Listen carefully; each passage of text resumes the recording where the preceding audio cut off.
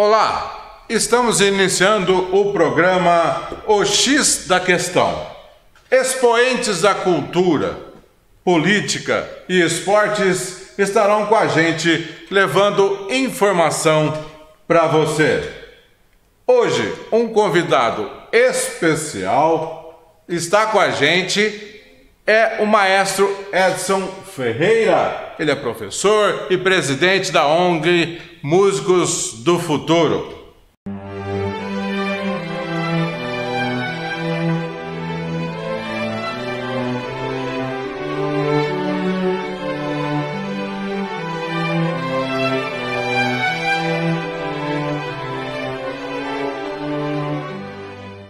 Vamos iniciar nosso programa O X da Questão, já mandando aqui para o nosso convidado especial de hoje, Maestro Edson Ferreira.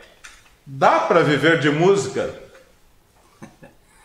Uma pergunta mais do que subjetiva, né? Márcio, nós vivemos, e Adilson, nós vivemos tempos difíceis. Antigamente nós pensávamos em viver da arte, especificamente da música. Hoje nós estamos lutando para sobreviver.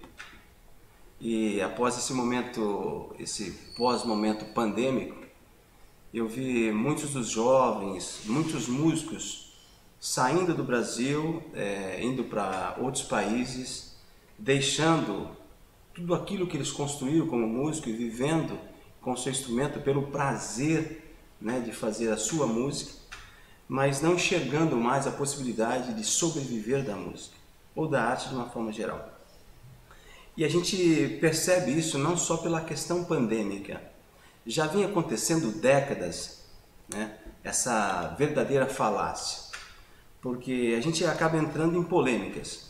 Quem são os mecenas que mantêm a arte no país? Antigamente a gente falava muito sobre os mecenas, então as pessoas que tinham paixão pela arte acabam falando, não, vou investir, eu quero que aconteça e tudo mais. E a gente sabe que não tem como não fazer arte se não tiver um investimento por parte do poder público. Então, onde está a concentração da riqueza? Que na verdade se recolhe os impostos e depois você distribui isso nos braços que se precisa, seja saúde, E eu vejo a arte de uma forma onde você faz uma dotação orçamentária em qualquer parte desse país, 30% para isso, 25% para isso e 0,0 alguma coisa do zero para a cultura. Então, você não tem a iniciativa privada investindo nos artistas. Você tem o poder público que não tem, muitas vezes, habilidade nem propriedade para entender a importância da arte de uma forma geral na sociedade. Então, se não tem essa habilidade nem propriedade, fica, na verdade, terra de ninguém. Então, aí você vê o desespero dos artistas que fala para onde nós vamos. Então, as leis de incentivo precisa ir muito, mas de uma forma que desde os pequenos possam serem contemplados com essas leis de incentivo. Que acaba muitas vezes os grandes sendo contemplados e o pequeno continua pequeno. Então, essa pergunta, quando eu falo que ela é muito subjetiva pela resposta, a gente vai ficar aí dias para tentar achar a questão. E para terminar, desculpa disso, para terminar essa linha de raciocínio, você percebe que mesmo sendo em todas as partes, que a gente fosse em cidades pequenas, eu tive o prazer de passar por cidades e construir escolas de música. Eu estive na cidade de Queluz, eu estive na cidade de Iguape, até interessante, Vale do Ribeira e o Vale do Paraíba, né? Eu tive a oportunidade de criar projetos importantes. E o endereço são diferentes, mas os problemas são os mesmos. Sim, mas agora a arte, a educação musical, nasce de um sonho. De sempre procurar melhorar a vida das pessoas, né?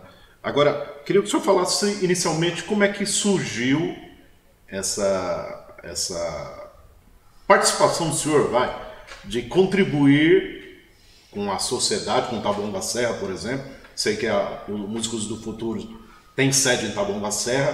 Como é que nasceu esse sonho que se transformou no Músicos do Futuro? Então, na verdade, em 92, eu já fazia parte de um curso de direito. Olha que loucura. Porque eu não tinha, né, a perspectiva naquela época, já em início de 92, que eu viveria de música. Falei, isso aqui não vai dar certo. Mas Os seus pais são da área de música? meu pai foi músico. Meu pai foi músico. Morreu muito jovem, né? E ele foi músico. E então tinha pela casa violão. Então, tanto é que, por conta da mamãe, sempre disse que uma vez eu sentei no tampo do violão dele, estava sobre a cama, e acabou estourando o tampo do violão. E ele ouvia muita Jovem Guarda, era o período da Jovem Guarda. Então eu dormia com aquela vitrola, com aquela pilha de LPs, e eles iam caindo, né? Ia tocando e ia caindo, ficou na minha memória isso. Então eu tenho no DNA isso, né? E, então em 92, eu fazendo faculdade de Direito, chegando aí para os últimos semestres, então eu vivia pensando em música, tocando. E eu fui dar aula aqui no Parque Marabá, na escola Maria José Antunes Ferraz. E incomodado, porque se tinha mais aulas vagas do que aula. Eu olhava aqueles caras tudo no pátio e falei, eu preciso dar aula para esses caras. E fiquei inquieto. Você dava aula de quê? Língua portuguesa. Agora, o engraçado é isso, né? Para quem já leu O Mito da Caverna, vai entender o que é o cara que fica inquieto, né? Ele fica procurando como resolver isso e sair daqui. Então, e eu queria sair daquele lugar, queria resolver. E aí deu o start de eu começar a dar aula para aqueles meninos e as meninas, com 3 alunos, né? E hoje o Músicos do Futuro chega a 9.000 alunos. Maestro, ainda na vivência da música, né? O senhor, muitas crianças nos vai assistir, né? E fala, puxa vida, eu gostaria de ser músico. O que o senhor falaria agora? Qual a mensagem que o senhor mandaria para uma criança que quer ser músico? Ser músico, ser engenheiro, ser advogado, fazer o melhor. Eu sempre falo no Músicos do Futuro que é uma escola técnica. Voltando, quando se pensa em fazer cursos, você pode ver, já ouviu falar em oficinas? Então, eu não sei por que eles colocam que nós somos oficineiros. Eu nunca fui oficineiro e nunca vou ser oficineiro. Oficina vem de ofício. Era o sapateiro, então era o especialista que fazia, ele tinha o ateliê dele, era o ofício dele. Então hoje, como eu falo em oficina, você pode pegar, que inclusive é uma questão de valores, quando se fala hoje no Tribunal de Contas, você pegar o dinheiro público, vocês têm que saber gastar ele. E para isso você precisa investir para que tenha começo, meio e fim, que é o nosso dinheiro. Então quando se fala em oficina 3 meses, o que se aprende em 3 meses? Talvez fazer uma boa receita de panqueca, 3 ovos, 2 xícaras de farinha, 2 xícaras de leite. Uma boa panqueca. Agora, falar sobre música, que é uma oficina, por isso que tem que ter um entendimento. Músicos do Futuro, quem entra, fala, não, mas eu não quero me tornar um profissional. Mas eu não posso fazer uma escola para um aluno que quer se tornar profissional e fazer uma escola para aquele que quer se tornar um amador, tocar o violão na sala. Mas na hora que ele estiver tocando para a família, ele como engenheiro, ele falou, nossa, como esse cara toca bem o violão. Aí eu sempre falo para ele, você toca bem o Márcio Violão? Fala onde você estudou. No Músicos do Futuro. Porque não é como eu quero, é como tem que ser. Educação não faz curva. E aí fica criando essas coisas. Então vão ensinar o violão, começa por tablatura. Sabe, você passa aqui na banca da nossa querida Lili e compra um livrinho de tablatura, compra um violão nas Casas Bahia, acha que sou violonista. Eu tenho amigo doutores e pós-doutor em violão, e são o quê? Blaster Mega Super da NASA? Não sei como que eu vou dar menção para um cara desse que estudou violão a vida inteira. Então, as crianças que querem estudar, os pais precisam entender isso. Não pode haver pesos e medidas. Se ele entrou para fazer judô, ele tem o judô, ele tem a natação, ele tem o músculos, ele tem a escola, ele não pode pôr pesos e medidas diferentes. Ele tem que ter a responsabilidade de fazer o judô muito bem feito, a natação muito bem feita, o Músicos do Futuro muito bem feito e a escola dele. Vai ter que arrumar tempo. Se nós colocamos pesos e medidas diferentes, a criança ela vai colocar pesos diferentes. Ah, não, mas é o Músicos do Futuro. Vai desvalorizar. Ah, é o judô. Não aceito isso no Músicos do Futuro. Por isso que tem uma matriz curricular, tem grade e ele tem que cumprir. Tem média, ele tem que tirar nota. Para ele ter a responsabilidade de falar, não, é uma escola séria. Porque eu levanto às 5 da manhã, começo, às vezes passo o dia inteiro dando aula para que ele não enxergue que nós fazemos isso com habilidade e com propriedade. O senhor falou em 92, nesse processo de lecionar numa escola do Estado, e a partir daí, vendo que os alunos muitas vezes estavam ociosos, começar com esses alunos o aprendizado de música. Sim. Também teve uma experiência em relação à banda marcial em Taboão da Serra, em que o senhor esteve envolvido. Poderia lembrar esse momento? Bom, são duas coisas. Primeiro, eu queria fazer uma menção é até triste colocar isso, mas estamos gravando o programa no dia de hoje, o fato ocorrido dentro do país com uma professora e que vem ao caso dizer isso. Arte, educação. As nossas crianças, e eu vou dizer por que eu vou tocar nisso, porque eu preciso falar sobre isso, que eu bato nessa tecla todos os dias. As nossas crianças, os nossos jovens estão levantando as mãos pedindo socorro para essa sociedade que está completamente adoentia. A partir do momento que a gente não enxerga a importância da arte numa sociedade, é mesmo pensar que nós estamos andando com o corpo sem a alma. Então, o fato de você ver crianças e jovens entrando nesse processo é a verdadeira ausência do poder público em expandir artes pela cidade. Então, tá aí, nós precisamos entender, se nós vamos colocar, por exemplo, dentro da educação, não tem como achar que as artes elas vão ser um complemento, elas têm que fazer parte da matriz curricular. Então, quando eu comecei a dar aula de música para os meninos dentro da escola, eu entendia que essa disciplina chamada música, que já os gregos entendiam que dentro das disciplinas, ela fazia parte das 5 disciplinas superiores. Olha a importância que todos os grandes gênios tiveram o interesse de conhecer essa arte chamada música. Então eu pego essa arte chamada música dentro da escola, começo a trabalhar com os meninos um papel de construir uma banda marcial, que foram, na verdade, cederam o espaço naquela ocasião, né? Então eu comecei a usar o espaço, porque eu dava aula num quartinho desativado da escola, e que é triste dizer, porque eu disputava com aqueles espaços, com caixa, com coisas que eram patrimoniadas, que estavam ali, que já não tinha mais serventia, porque tem um nome que eu esqueço, que quando você tem que tirar a plaquinha, não sei se é despatrimoniar, uma coisa assim, não sei se é esse termo, mas se você, porque já não tem mais serventia. E aquela bagunça toda, eu estou ali dando aula no meio daquela poeira para os meninos. Mas tinha instrumentos lá? Nada. Eu fui conhecer no sótão do Semur alguns instrumentos que depois tentei recuperar alguns deles, que era da antiga banda que existia lá na década de 50, né? Que tem um fator histórico aí da cidade. Mas eu fiz uma feijoada, comecei a comprar as coisas.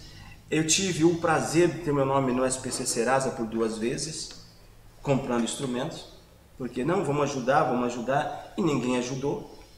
Então fiquei praticamente quase 1 ano da primeira vez para tentar acertar e parcelar os instrumentos que eu havia comprado, e pela segunda vez a mesma coisa. E se perguntar se você faria a mesma coisa, faria. O fato de ter construído a banda marcial foi uma consequência, porque eu comecei com uma fanfarra na escola, e eu tinha 2 trompetes, comecei então a mostrar para eles o que era uma fanfarra.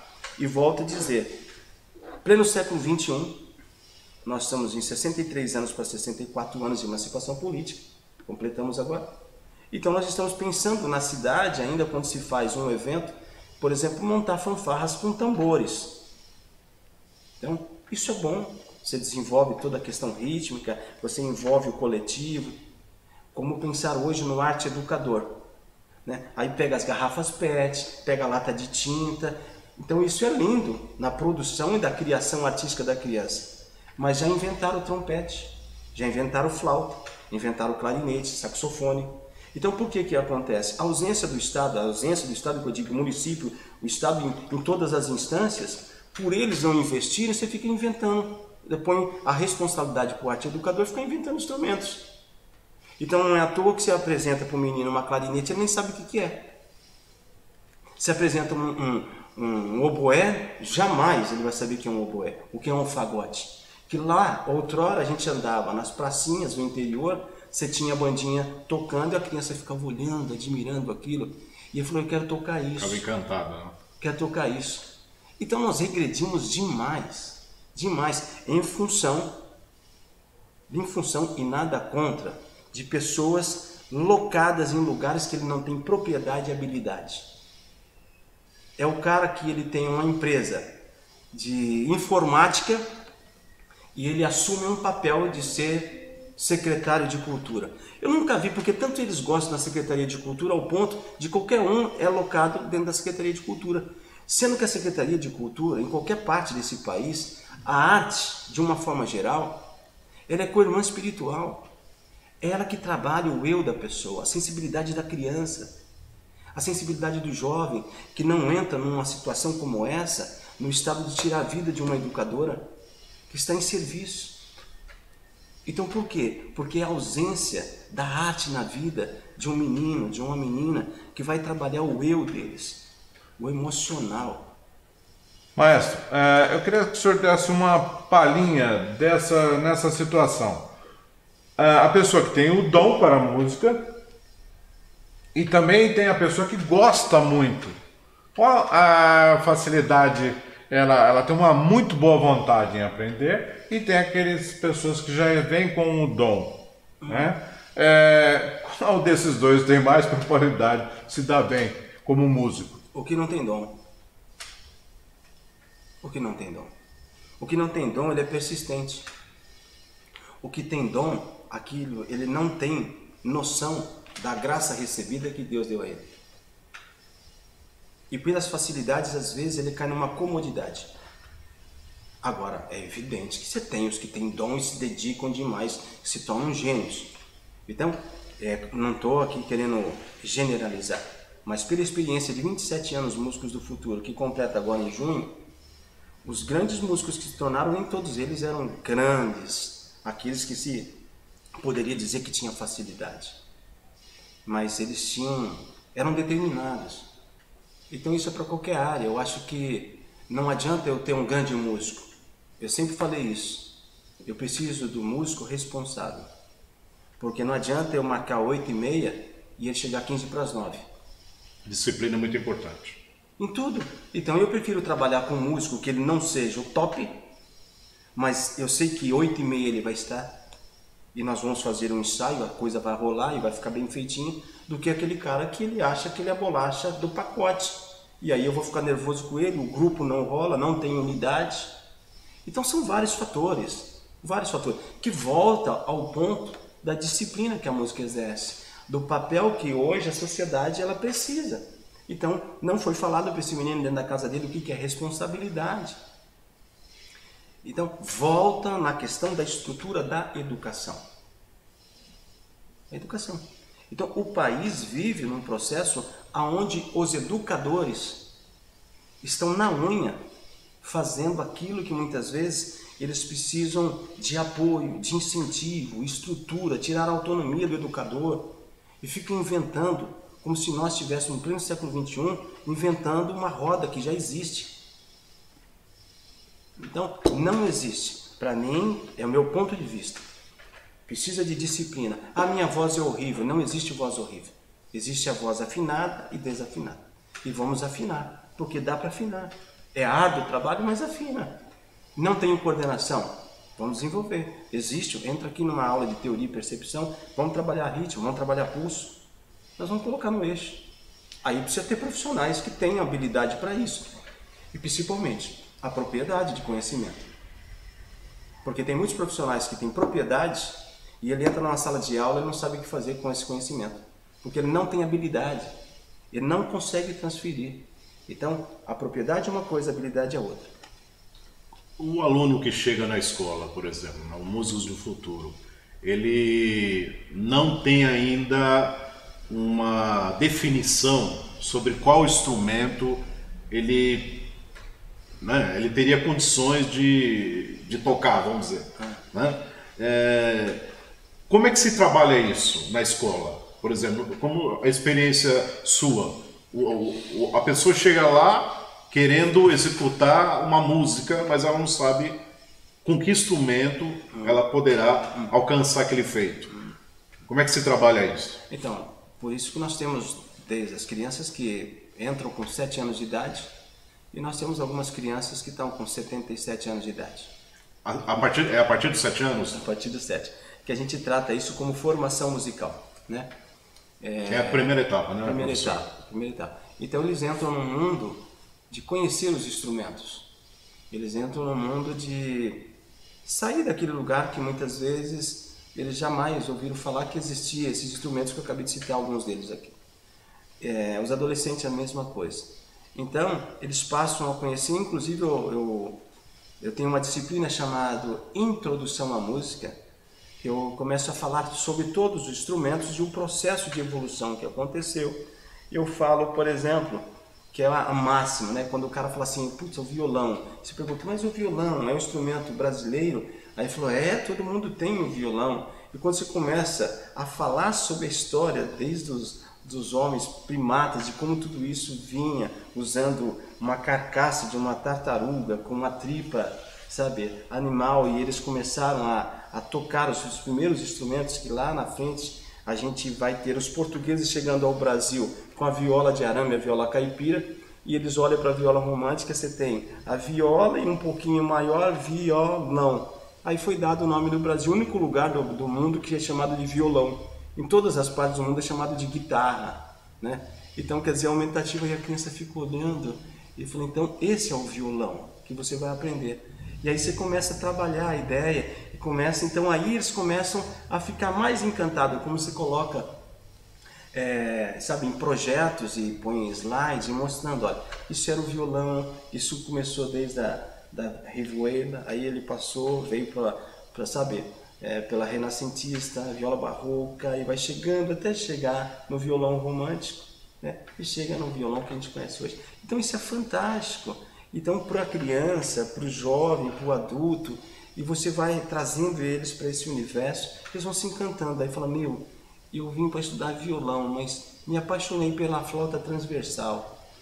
Aí quando ele sai dessa disciplina, que é um semestre, você já manda direto para o professor do instrumento, direcionando. Até aí é a parte teórica, ou já tem a parte prática? Não. Aí ele começa do zero. Os que conhecem alguma coisa, a gente faz uma prova que a gente determina como prova de proficiência. Ele precisa mostrar até onde ele sabe para a gente poder encaixar. Se ele vai para o primeiro semestre de teoria, se ele vai para o primeiro semestre de instrumento, mas 99,9% começa do zero. Porque começou errado o violão, ele toca de ouvido, mas toca bem, ele foi desenvolvido, sabe, uma ideia musical legal, mas é um queijo suíço que tem cada buraco que dá para passar a mão por dentro do queijo. Tá. Agora eu queria que você explicasse para o nosso público por que o maestro fica de costas para o público. Então, maestro é todo músico.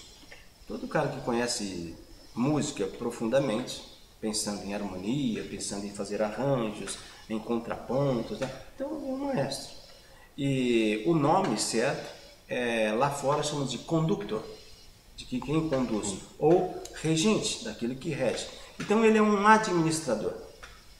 Então quando se administra alguém, se administra de frente, não de costas. Então ele precisa administrar aquela quantidade de pessoas, convidar cada um no momento certo, com um gesto, ele fazer um fraseado, dele saber, olha, estamos juntos, é agora você, agora você. Então o gesto dele, que ele está fazendo, ele tem o papel de conduzir o grupo, e todo mundo estar dentro do mesmo andamento, né? Dentro do mesmo pulso estabelecido na mão dele. E ele, evidente, vai ficar de costas porque o público vai receber o resultado dessa máquina que ele está conduzindo, que são os naipes que estão em produção sonora naquele momento. Então ele tem um papel muito importante no ensaio, que é trabalhar todo o repertório, deixar a música de acordo com o que ele pensa, da maneira que ele quer, e depois, quando já pronto, ele vai ao concerto, então ele vai simplesmente colocar o start naquilo que ele produziu nos ensaios. Então ele vai conduzir esse grupo a fazer ao vivo e chegar ao máximo de excelência possível, em qualidade, para quem vai ouvir. Ok, só uma complementação que ele de costas ele acaba não sentindo o público assim, a emoção, né? Ele acaba não vendo, né? ou talvez sentindo, mas é uma pena que o próprio maestro não vê a emoção do público quando você está fazendo uma apresentação, ou não. Na verdade, eu não vou... Talvez seria um termo até meio egocêntrico, né?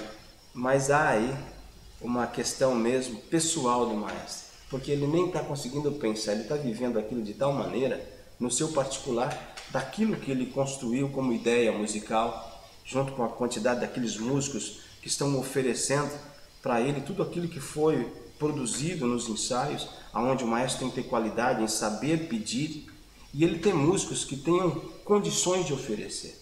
É uma parceria de uma via de mão dupla. Então, naquele momento, ele está mergulhado naquilo, ele está em transição, então, ele não tem como eu pensar em público naquele momento. Naquele momento, é tão prazeroso você estar ouvindo tudo aquela construção sonora, que o resultado são os aplausos. E no final, eu falo assim, puxa, eu acho que gostaram. É exatamente isso. Só para complementar, então, essa minha parte, aplausos.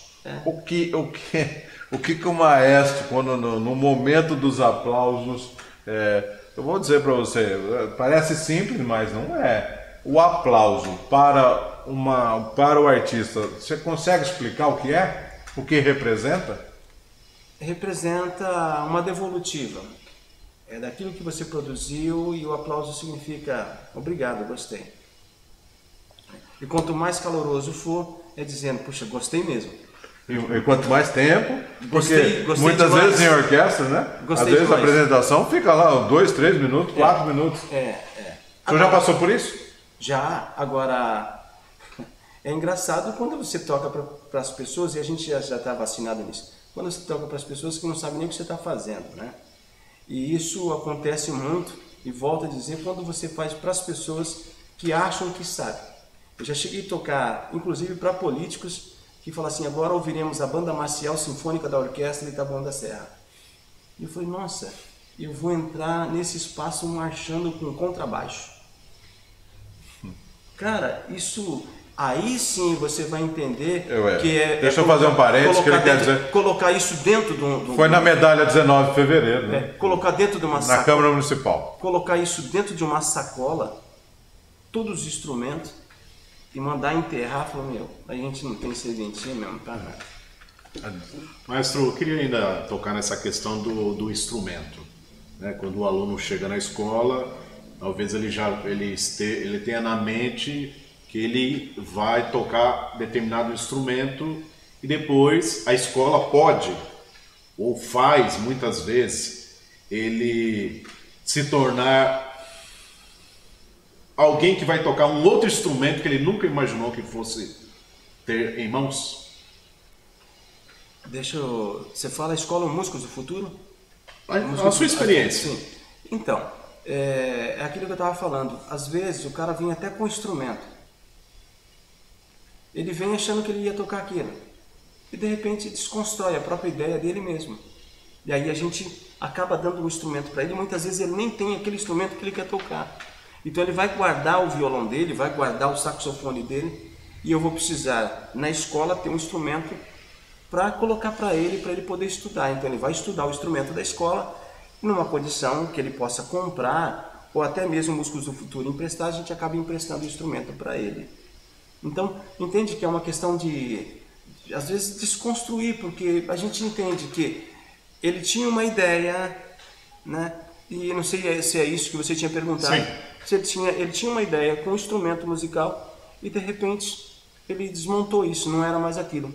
E é diferente do que não tinha instrumento nenhum, e ele vai passar a conhecer e vai ser direcionado para o instrumento que ele vai escolher. Então, eu acrescento que o senhor falasse dessa relação do músico, aquele músico que já é formado, Sim. E o instrumento.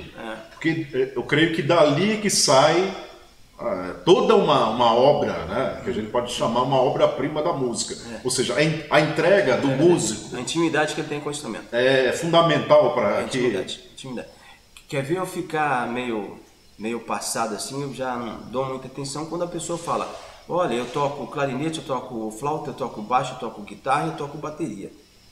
Então, a minha pergunta eu sempre faço: quantos deuses você consegue servir? Então, a pessoa fala, para aquele que tem a sua religião, um Deus, independente da sua religião, um Deus. Fala, cara, você tem que ser, na verdade, um especialista. Então você é o quê? É saxofonista, você vai fazer o bacharelado, que se torna um especialista, vai buscar ter uma titulação, é um mestrado, um doutorado no instrumento, vai defender artigo, vai fazer um pós-doutorado, você é um especialista no instrumento. Ah, mas eu tenho o Hermeto Pascoal. O Hermeto Pascoal é uma outra casinha.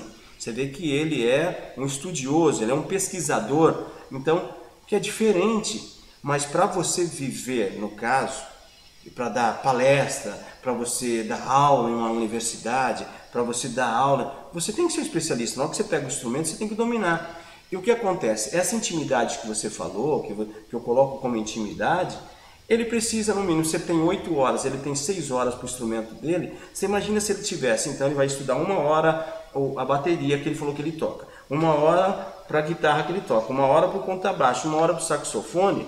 Então ele diluiu a hora dele, então ele não é profissional em nenhum desses instrumentos. Ele é um multi-instrumentista, pode até tocar direitinho, mas ele não é um especialista no instrumento. E é isso que eu falo para os meninos. Você vai morrer estudando o seu instrumento. Aí você pode ter um instrumento complementar. Por exemplo, o cantor, ele vai lá, estudou 5 horas do seu instrumento, que é a voz, ele vai ter 2 horas que ele vai ao piano. E ele vai ter o piano como instrumento complementar, porque ele precisa vocalizar a voz, ele precisa do piano. Entende? Um baterista, que ele não tem o hábito de fazer os estudos melódicos, o instrumento dele, ele vai trabalhar a vida inteira com a questão rítmica. Então, ele vai ao piano ou violão, ele precisa de um instrumento melódico harmônico. Compreende? Sim. Então, é um instrumento complementar, mas ele tem que ser especialista em um instrumento, né, para ter profundidade. Maestro, o senhor acredita que nunca mais teremos um Sebastian Bach, um Mozart? Nunca mais vai aparecer, assim como Pelé, assim como Roberto Carlos, assim como esses compositores? O senhor acredita que nós temos chances ainda de surgir alguns? Já tem. De sucesso? Tem. Quem seria? É uma outra realidade, uma outra roupagem. São músicas, inclusive, com uma roupagem contemporânea. Hoje você fala em música eletroacústica, hoje você fala em... que não é o que se fazia antes, no formato que se tinha antes. Eu confesso que cada vez mais que a gente vai envelhecendo, parece que a gente quer voltar ao passado. Então, por exemplo, eu sou apaixonado de ouvir de madrugada, como eu levanto muito cedo, eu gosto de ouvir modas viola caipira, porque me remete todo o meu povo da roça. Até o café que eu faço me traz lembranças. Então eu gosto, meu dia é outro. Talvez as modas de viola com Tião Carreiro e Pardim, eu já ouvi tanto que... mas me faz bem. Então, existe compositores sim, né? Só que é uma outra maneira, é uma sociedade... Compositor clássico? Tem, mas é uma nova visão, porque depois que Beethoven fez essas grandes obras, né? Depois que Haydn fez as grandes obras, Bach, um gênio, então ninguém vai fazer obras igual a ele. Então é uma nova roupagem, uma nova ideia musical, mas sempre a gente vai buscar então olhar para trás, para que eles gostam de ouvir a música ainda, seja no período barroco, no período renascentista, enfim, vai voltar para trás para ouvir ainda esses compositores que serão eternos, né? Mas existe muita gente boa como compositores brasileiros, mas é uma nova concepção, né? Uma nova maneira de se compor. Ok? É isso? É isso? Olha, então, muito rápido, né? Passa rápido demais o tempo, principalmente quando a conversa é boa. Tem mais algum detalhe, Adilson? Não, eu queria, assim, em relação à questão dos instrumentos, maestro, eu queria que o senhor falasse então um pouquinho da ONG, da Associação Músicos do Futuro. Né? Eu acho que tem essa tônica de fazer com que os alunos entrem e saiam tocando um instrumento. Mas não é só isso. Não. não. A princípio eu só queria isso. Mas eu vi que literalmente meu chamado era outro. Era mexer com a vida de cada criança, com cada jovem. Que hoje muitos deles estão apresentando um processo depressivo muito grande. E as pessoas falam, isso é uma questão do momento pandêmico. Não, já vinha isso há muito tempo, de uma sociedade completamente conturbada, por falta de investimento mesmo, né, na cultura, de uma forma geral. E então faltou oportunidade para esse menino, para essa menina. E aí, o que sobra para eles? Desculpa, dá licença, os aparelhos eletrônicos, que faz com que eles fiquem horas. E muitas vezes você pega o pai, pai, tamo aqui, vai lá brincar.